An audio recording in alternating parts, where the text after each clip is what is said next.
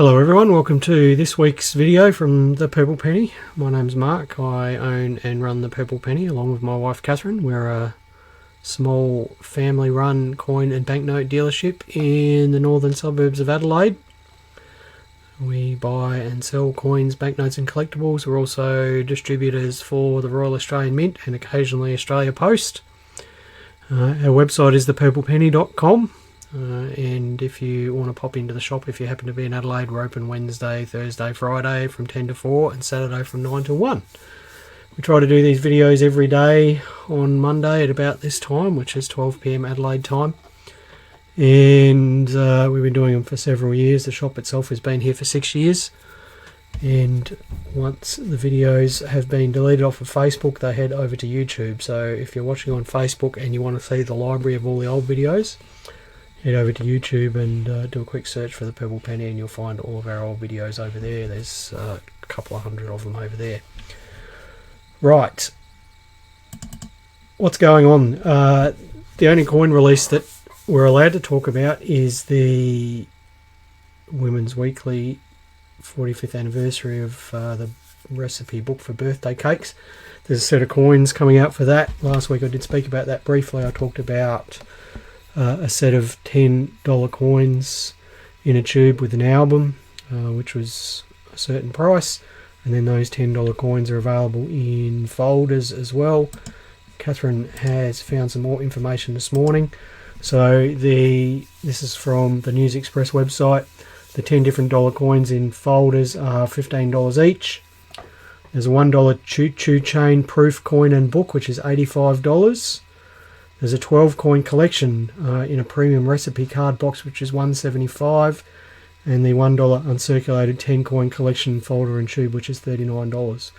Now we'll be getting limited amounts of the coins in cards at $15 each, and the 10 coin collection in a folder and tube, they'll only be available for pickup in the shop. The $1 choo-choo train proof and book for $85. And the 12 coin collection premium recipe card box was not offered to us, so we will not be having those available. Theoretically, these are available from News Express, and you can get onto newsexpress.com.au and look up their locations and see if there's one near you and see if you can get your hands on those. So that's a interesting new release that's coming up next week, I believe. Yeah, next week.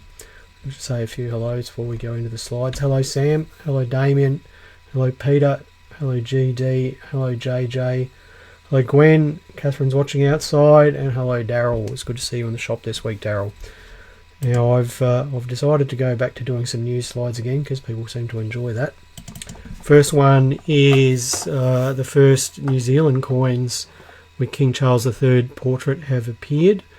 And these are only production samples. They're being struck by the Royal Canadian Mint on behalf of the Reserve Bank of New Zealand.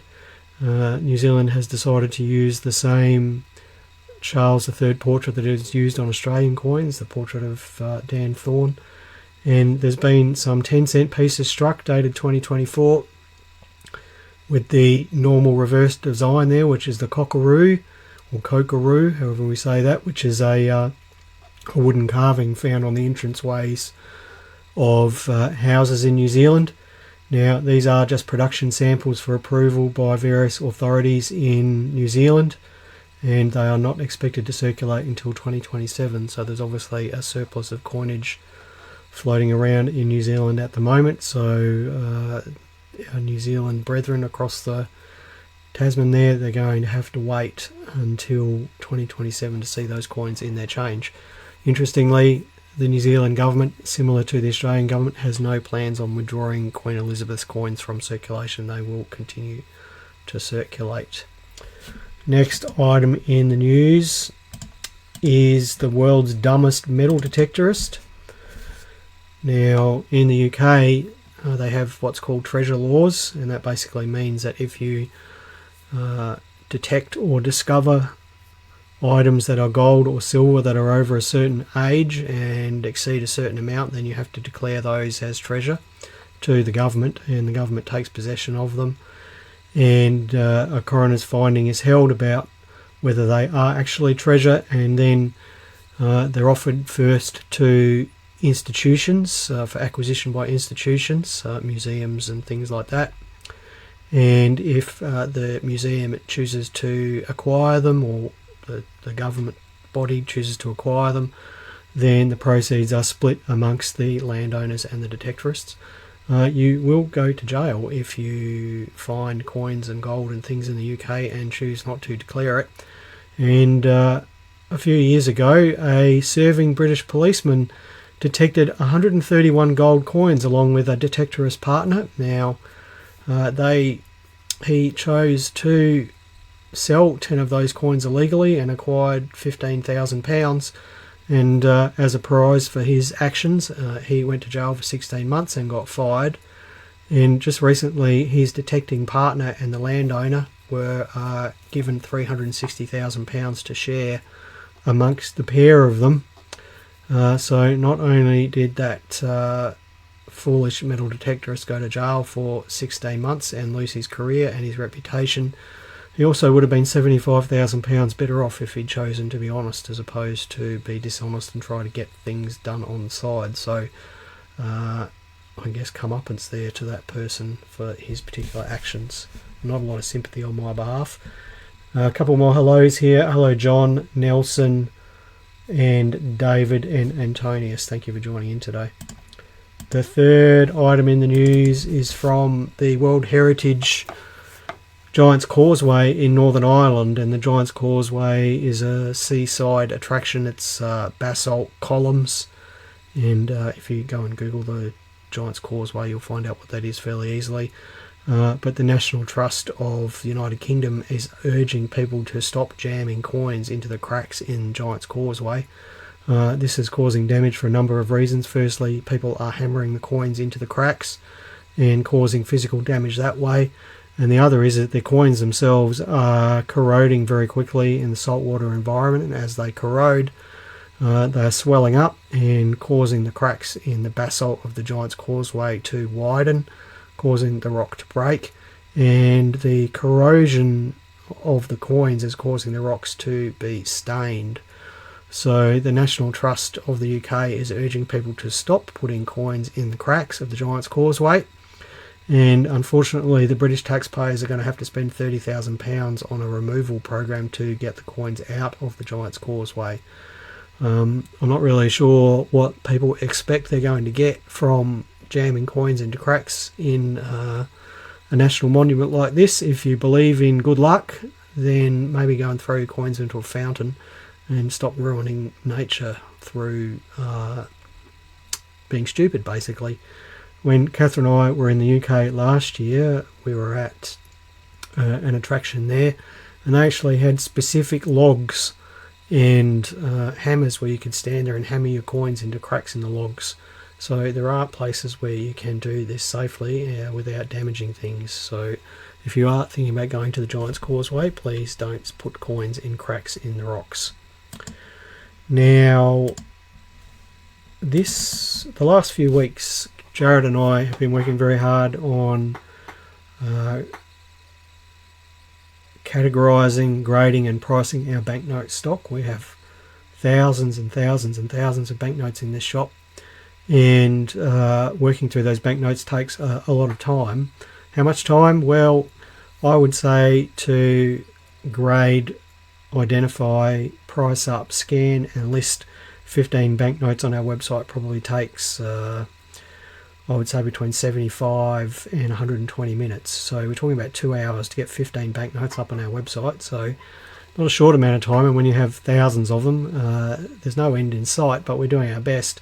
So as a consequence of that, all this information about banknotes is fairly fresh in my mind, and I thought today what I would do is just share with you I guess the basics of banknotes, just some terminology around them, the sort of equipment that you need to be able to grade a banknote, and then rather than talk about the grading itself today, I'll do that next week, I will talk about the problems to look for when looking at banknotes, because banknotes are quite distinct from coins. They have a different terminology and they have a different set of problems with them than coins. So probably a bit of fresh information here for this video, because we do tend to focus on coins a lot.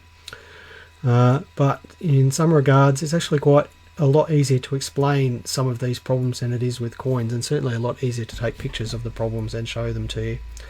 So we'll just jump in with some terminology here. Coins have an obverse and a reverse. Banknotes have a front and a back. So there's a front of a banknote and the back of a banknote. They don't have an obverse and a reverse. And two of the most common things that you'll see talked about on banknotes are the signatures and the serial numbers. Now, most banknotes have no dates on them, and I'm not just talking about Australian banknotes, I'm talking about banknotes from around the world. And often the signatures are the only way of approximately dating a banknote. So in Australia, for example, from 1910 through to 1992, it was impossible to accurately date a banknote to a certain year. But in 1992, when we transitioned from paper banknotes to polymer banknotes, they started including the year of issue in the serial number, and you could actually identify the year that a banknote was printed from the serial number. But prior to that, it was only a date range that you could identify that from, and that was primarily from the signatures. For various banknotes from around the world, often that is the case. It's just the signatures that can date banknotes. Sometimes banknotes have a series number printed on them, which gives you a date range as well. And then other times they do actually have the year on them somewhere as well. But in Australian banknotes, with our paper banknotes, there was no way of dating banknotes exactly.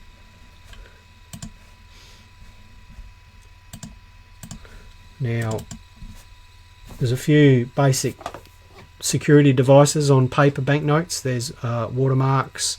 Sometimes the paper used has particular security features in it, such as security fibers, so coloured fibers in the paper. American banknotes, for example, are not printed on paper. They're printed on a type of linen, so it's quite difficult to forge that particular material that those banknotes are printed on. Polymer banknotes have their own set of security features, which I won't bother going into now, but things to look for on polymer banknotes are clear windows with printing over the top of them, optical variable devices, holograms, micro printing, orientation bands. Australia's new generation of banknotes has dimples on them for vision impaired people. So there are a lot of features on banknotes that are either there for security reasons or for ease of use. Interestingly, Australia's serial numbers, and these days other serial numbers from around the world, you can actually decipher when a banknote was made. So for example, on Australian banknotes from 1993 onwards, they have a prefix, which is the 2 letters at the front. The next 2 digits are the year, so we've got a serial number there from a $5 note from 1995, and then all the numbers after that are actually the serial number. So our first generation of plastic banknotes had a 6-digit serial number. In 2016, when we transitioned to new generation banknotes, they moved to an 8-digit serial number. But as I said, that second and third digit there, they are still the year. You can still look at a current banknote and work out what year it was printed in. So what is the best way to grade a banknote? You need a bright light, ideally a directional light. We use an OTT light, OTT-LITE, which is a sewing light, which we got from Spotlight, I believe. It's an appropriate place to buy a sewing light, from Spotlight. And the idea is, initially at least, is to project the light at a low angle to the note, so that you are able to look along the surface of the note and the light is hitting at a low angle. Unlike coins, you do not want to project the light at 90 degrees to the note, because that will actually conceal any flaws of the note. So if you do come in here and talk to me about grading banknotes, you'll see me holding a banknote in the flat of my hand. So like this, I'll hold it flat like this, and I'll hold it out to the light, and I'll be looking along the surface of the note. And the reason for that is that as the light hits it at a low angle, any flaws in the surface of the note project a shadow, and they are much easier to see. Now, I did attempt to capture this morning, but the contrast perhaps isn't there. So what we've got here is an almost uncirculated $50 note, and I would imagine that in a lot of dealers' books this would be listed as uncirculated.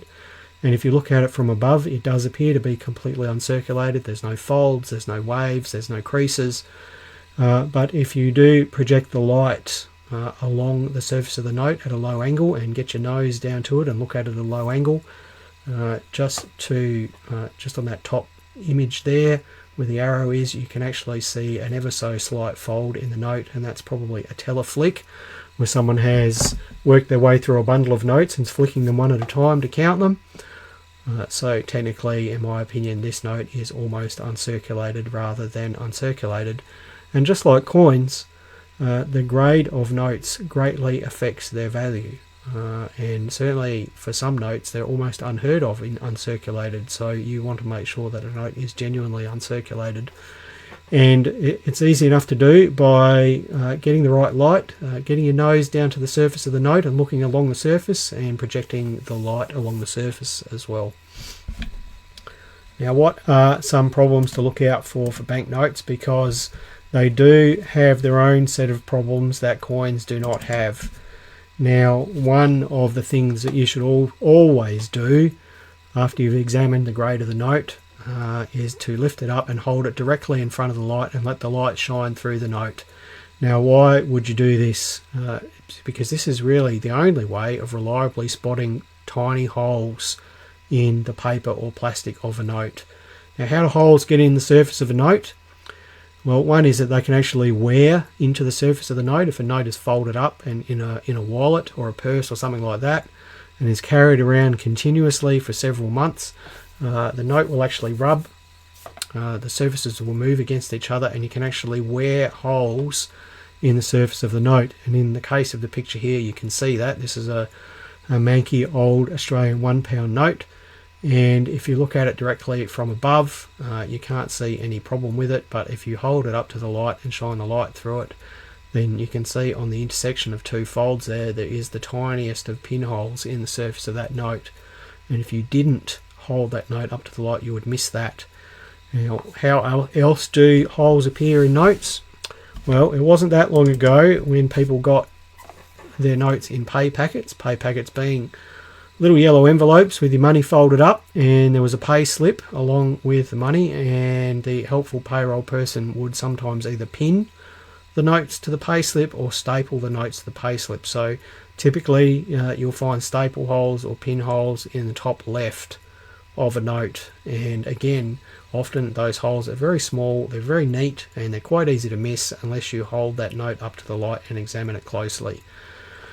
Holding that note up to the light is a vital step in the process of ascertaining the condition of a note. Now, edge flaws. An obvious problem with any paper note is that it's going to have tears or rips or edge nicks, and these come from mishandling of the note, people deliberately, ripping them or whatever. And the other thing to look out for is what I call a split.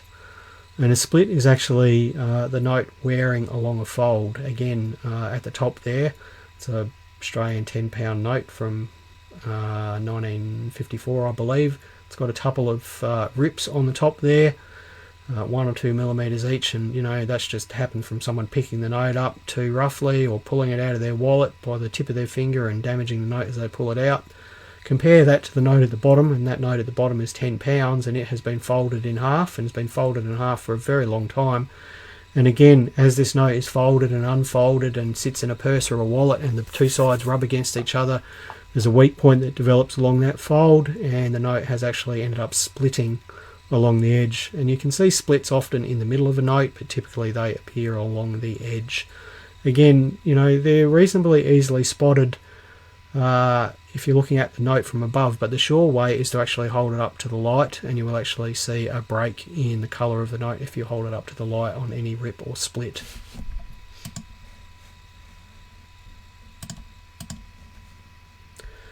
Now, repairs.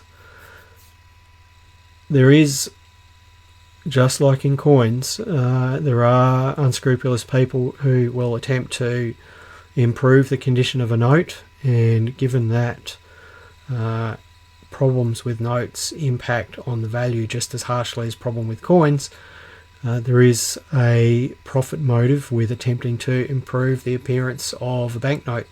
One way that you can improve the appearance of a banknote is by repairing it, and typically repairs would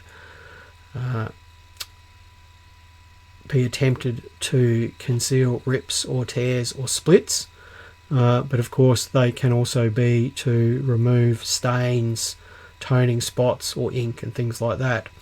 The most deceptive repairs are the ones that are used to conceal splits and things like that, and again these are most easily spotted by holding the note up to the light. So at the top there we've got a rip in the top of a £5 note, and someone has attempted to repair it with some adhesive, and if you looked at it from above, all we saw was a slightly darkened line, but as soon as you held it up to the light you could see a clear boundary where that adhesive had been applied around the rip. So if I was holding that up to the light and I saw that change in colour on the edge of the note, I would immediately look at it more closely and ascertain what had happened, and in this case I could see clearly that someone had attempted to glue the note back together. The middle note there has some tape on it to repair a rip. Now this often isn't deceptive, this is just to make a note more acceptable in commerce, but people will also attempt to repair notes with fibres that they glue over the rip. So they'll actually make a pulp out of perhaps other banknotes and glue fibres over the rip to conceal it that way. I've also seen rather clumsy attempts to repair rips with liquid paper as well. Now usually they are quite obvious when holding them up to the light. Now at the note at the bottom there, this was a note that was sold as a certain grade by a well-known Australian dealer, and it was brought in here and sold to me, and when I held it up to the light you could clearly see that there had been a repair attempted on the bottom edge of the note, and in this case it was used I believe with a combination of liquid paper and glue and fibres, and under natural light it was excellent. It had done a fantastic job. This is the scan off of our website. Once you held it up to the light, the area of the repair was incredibly opaque compared to the rest of the note around it. So again, just holding up to the light was enough to expose the problems with that particular note.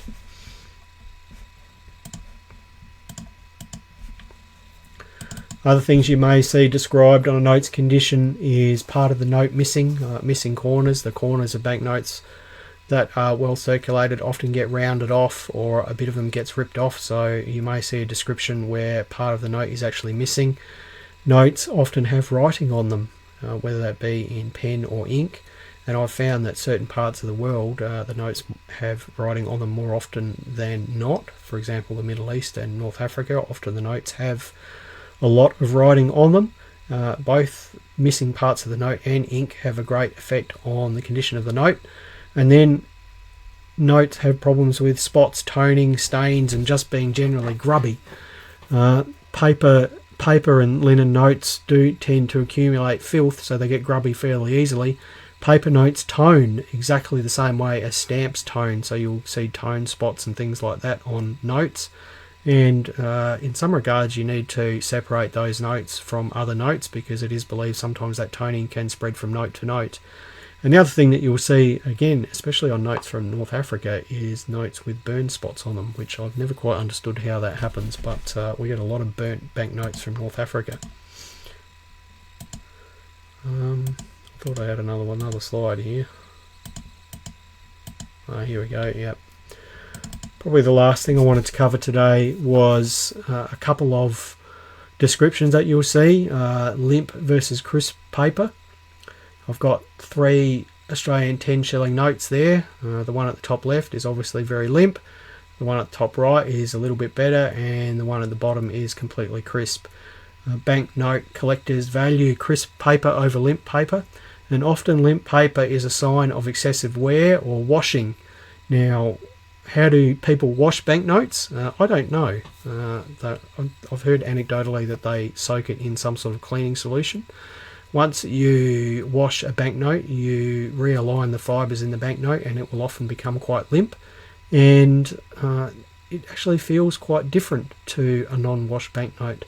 If you ever get a chance to come into the shop here, then I will show you how a sort of a crispish $2 or $1 note feels. You can actually feel the printing on the note, and the surface of the note isn't smooth at all. You can feel the ink on the note, you can feel the watermark, and you can feel the magnetic strip.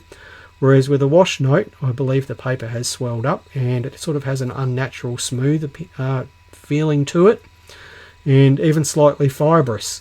Now the note at the bottom there is a 1936 King George V 10 shilling note, and this one has been washed within an inch of its life, and you can see that the colour of it is quite faded, and to the point where the serial number has actually started to wear off, and you can see the substrate of the paper underneath that. So washing is a real thing. Pressing is perhaps flattening a wet banknote or exposing a banknote to humidity and then pressing it. And again, a flattened banknote may appear at first appearance to be in better condition than what it is, but if you use that technique of pitching the light at a low angle across its surface, then you will see any old folds and creases and things like that, the evidence of them. You cannot remove them permanently. And the last thing to watch out for is trimming. It is very easy to, well, it's thought to be easy to conceal small nicks and cuts on the edge of a banknote by simply trimming those bits off. So, you know, if you're suspicious about the condition of the edges of a well-worn banknote, so perhaps you might see a banknote that's fine, which is, you know, well circulated, but it has beautiful sharp edges, then I would be getting the ruler out and measuring it and make sure it is up to size, because unscrupulous people will try trimming off a few millimeters to remove any edge nicks and cuts and things like that, which again can detract from the value. So hopefully some of that information is a bit useful if you're getting into banknote collecting. Next week I will attempt to take some pictures of banknotes of certain grades with the light projecting against them, so that you can get an idea of what uncirculated, almost uncirculated, EF, VF, fine and VG is.